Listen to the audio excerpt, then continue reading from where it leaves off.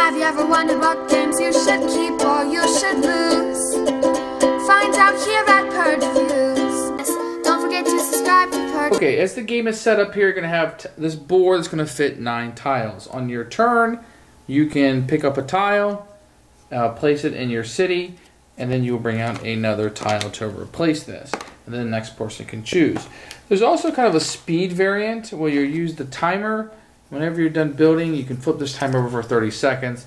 I'm going to pretty much skip this speed variant. All it really does is just add a time element to the game. But just know that it's in the book and it's a variant. Each player will start out with a gate. And they're double-sided. This one's only for 4 players. And you will start out with a wild that can pretty much be whatever you want it to be. So when you start out, your gate will be your grass. Now your grass is going to have 4. There's a few simple rules here that I'm going to explain to you. I'm going to kind of show you the rule book. So one thing you'll do is you'll take a tile and you'll place it on your board.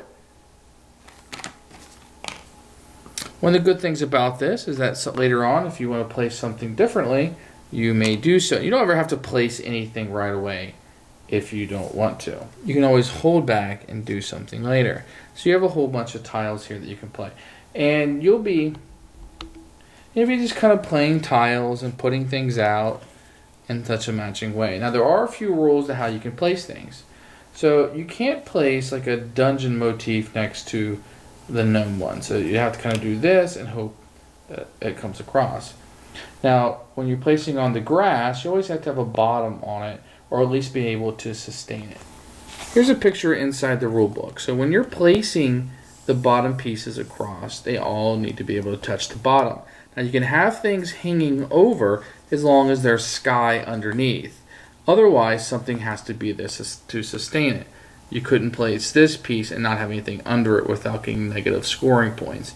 And one thing you're trying to do is make sure you have sky all the way around the outside. That will maximize your score. Over here, you'll notice kind of how this works. This is not a valid because there's nothing to sustain it here over the grass. This would be okay, but there's nothing there because it comes around right there. You can't have anything hanging off the edge of the grass if there's no grass underneath it, and this would be more of a valid bottom row. Once again, you can have a piece coming off as long as there's sky underneath and sky touches the grass. So that's kind of how that will work. Let me just show you this chart here for the scoring. So you get 2 points for every tile, plus 2 if it's complete the sky all the way around, 1 point for every tile that has a tower. So you'll be looking at a one like this that will sit on top. This one always, the rest of them you can put any way you want. This one you can't. If it has one of these flags, it must go right side up. 1 for every flip tile. So when you take a tile off the board, if you don't want to place it, you can set it aside and never use it again, and it gives you 1 victory point. Keep in mind it gives you 2 if you're able to place it on the board. So you're cutting it in half, but it might be a piece you absolutely don't want to use. You're going to get, if you're using the sand timer variant, 1 for the flip sand timer.